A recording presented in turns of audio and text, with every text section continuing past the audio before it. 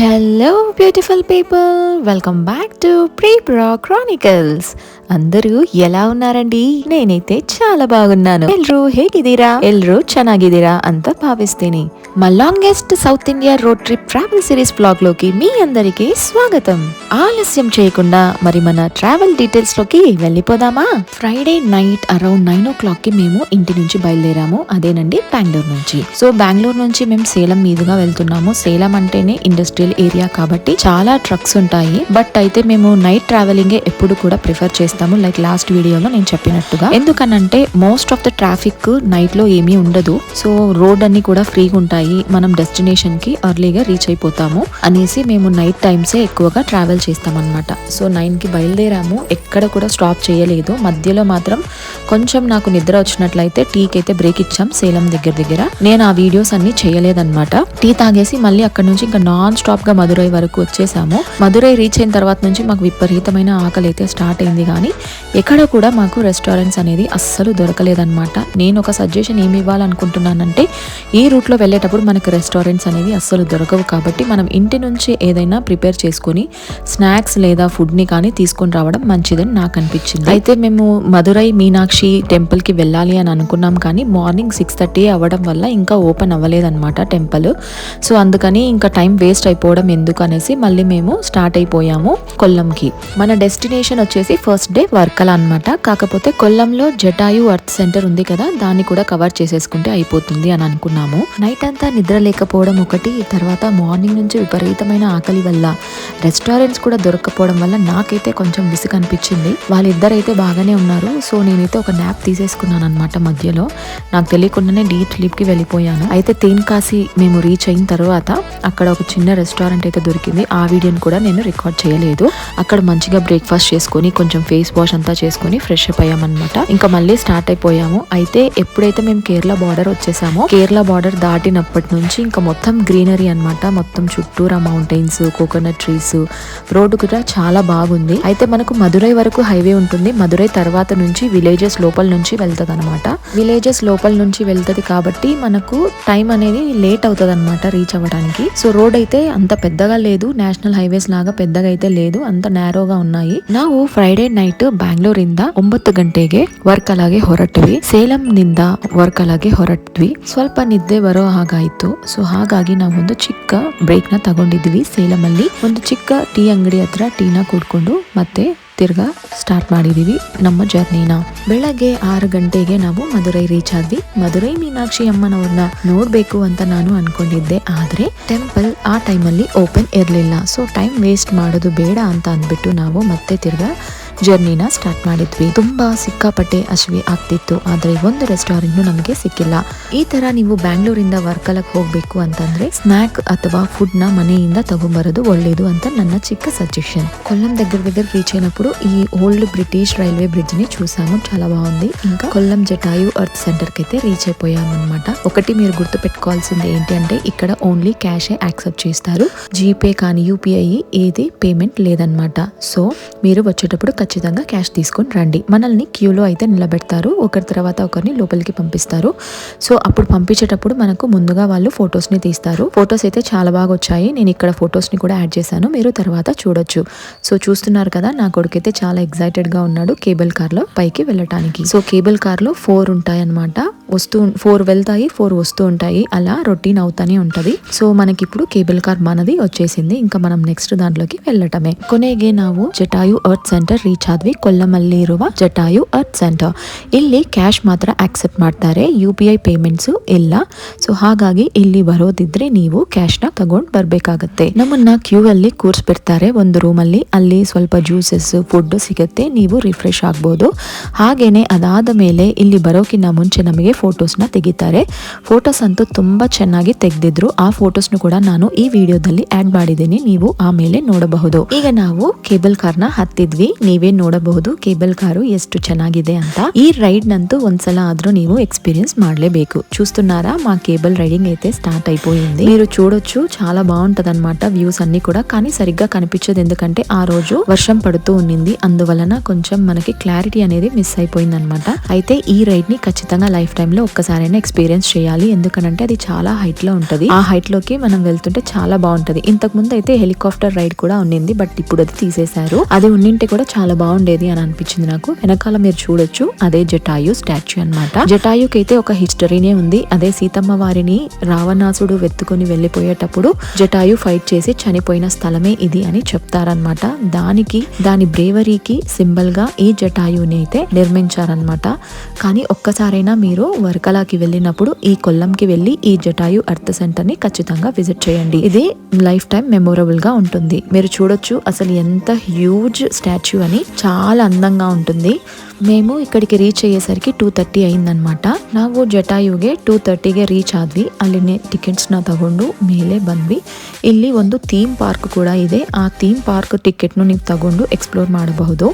ఇక్కడ ఒక theme park, adventure park కూడా ఉంది. గేమ్స్ ఆడే వాళ్ళకి, అడ్వెంచర్స్ చేయాలనుకున్న వాళ్ళకి చేయొచ్చు. మాకు అదంతా అవసరం లేదని ఉత్త కేబుల్ కార్ టికెట్ని తీసుకున్నాము.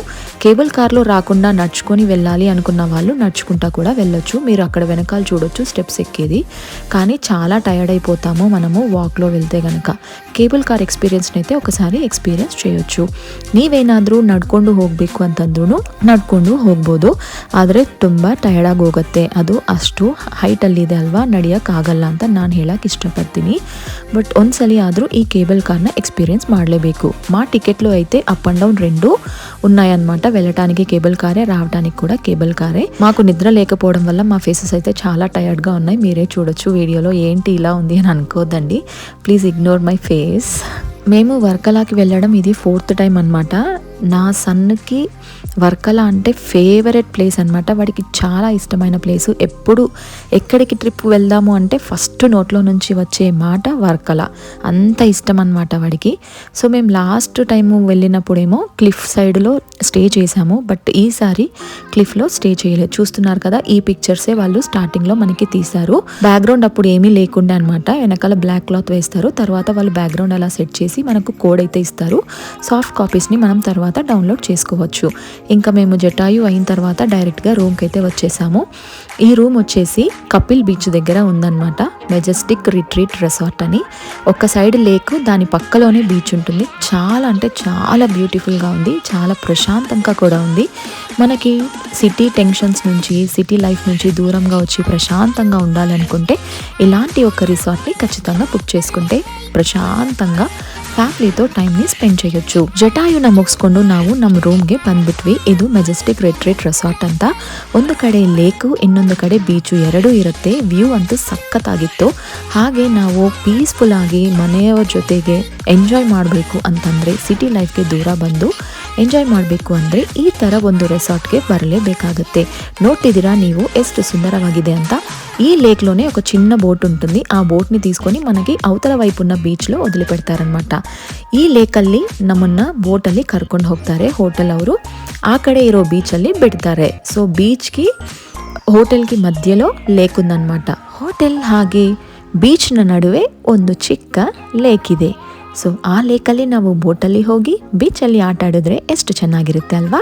ఇంకా ఆల్మోస్ట్ 4:30 అయిపోయింది. ఇప్పుడేం పడుకున్నా మళ్ళీ నైట్ నిద్ర రాదు, ఇంకా డీప్ స్లీప్కి వెళ్ళిపోతాము అని అనుకుని అసలు పడుకోలేదు. సో హోల్ నైట్ అంటే కంప్లీట్ మేము 24 అవర్స్ నిద్ర లేదనమాట. ఒక మంచి టీ తెప్పించుకున్నాము, అలాగే ఫ్రెంచ్ ఫ్రైస్ తెప్పించుకొని కొంచెం రిఫ్రెష్ అయితే అయ్యాము. రిఫ్రెష్ అయిపోయి ఇంకా బీచ్కి వెళ్దాం పదండి, రూమ్లో ఉండి ఏం చేస్తాము అని అనుకుని ఇంకా రూమ్ నుంచి బీచ్కి వెళ్ళాలని అనుకున్నాము. అయితే మా రూమ్ దగ్గరే బీచ్ ఉందని చెప్పాను కదా, దాని పేరు కపిల్ బీచ్ అనమాట. కపిల్ బీచ్కి వెళ్దాము అనేసి స్టార్ట్ అయ్యాము. కపిల్ బీచ్కి వెళ్ళాము కానీ అక్కడ పార్కింగ్ దొరకలేదు. సో పార్కింగ్ దొరకకపోవడం వల్ల మళ్ళీ రిటర్న్ అయిపోయి మేము క్లిఫ్కి వెళ్ళాము. క్లిఫ్లో బీచ్ చూసేద్దాము, సన్సెట్ కూడా బాగుంటుంది అనేసి వెళ్ళాము. క్లిఫ్ అయితే నా పర్సనల్ ఎక్స్పీరియన్స్లో నేను చెప్తున్నాను, చాలా అందంగా ఉంటుంది. అసలు మాటల్లో చెప్పలేమన్నమాట. ఇది చూస్తున్నారు కదా, ఇదేనండి కపిల్ బీచ್. ನಾವು ಈಗ ಕಪಿಲ್ ಬೀಚ್ಗೆ ಬಂದ್ವಿ. ಕಪಿಲ್ ಬೀಚ್ ಹತ್ರ ಪಾರ್ಕಿಂಗ್ ಸಿಗ್ಲಿಲ್ಲ, ಹಾಗಾಗಿ ನಾವು ಈಗ ವರ್ಕಲಾ ಕ್ಲಿಫ್ ಹತ್ರ ಇರೋ ಬೀಚ್ಗೆ, ಬ್ಲ್ಯಾಕ್ బీచ్ಗೆ ಹೋಗ್ತಾ ఇదీవి. ఇక్కడ పార్కింగ్ దొరకకపోవడం వల్ల వర్కలా క్లిఫ్ బీచ్, అదేనండి బ్లాక్ బీచ్ అంటారు, అక్కడికైతే ఇప్పుడు మనం వెళ్తున్నాము. మీరు ఇక్కడ చూడొచ్చు, ఇటు సైడ్ ఏమో రివర్, అటు సైడ్ ఏమో బీచ్. చూడడానికి ఎంత బాగుందో కదా. అలాగే టెంకాయ చెట్ల మధ్యలో ఇలా ఒక సైడ్ రివర్ని చూసుకుంటూ, ఒక సైడ్ ఏమో బీచ్ని చూసుకుంటూ వెళ్తుంటే ఆహా ఎంత హాయిగా ఉంటుందో కదా. నాకైతే పర్టికులర్గా ఈ రోడ్ అంటే చాలా ఇష్టం. ఈ రోడ్లో నేను ఎన్నిసార్లు తిరిగానో నాకే తెలీదు, అంత పిచ్చి అయిపోయింది అనమాట నాకు ఈ రోడ్ అంటే. చాలా చాలా చాలా అందంగా ఉంది, నేనైతే మాటల్లో చెప్పలేను, అది చూస్తే మీకే అర్థమవుతుంది అనమాట. వర్కలా క్లిఫ్ బీచ్ ఏరియా కూడా అంతే అందంగా ఉంటుంది. అయితే ఇక్కడ మొత్తం కాస్ట్లీ అనమాట. ఫుడ్ నుంచి, స్టే నుంచి ప్రతి ఒక్కటి కూడా కాస్ట్లీనే.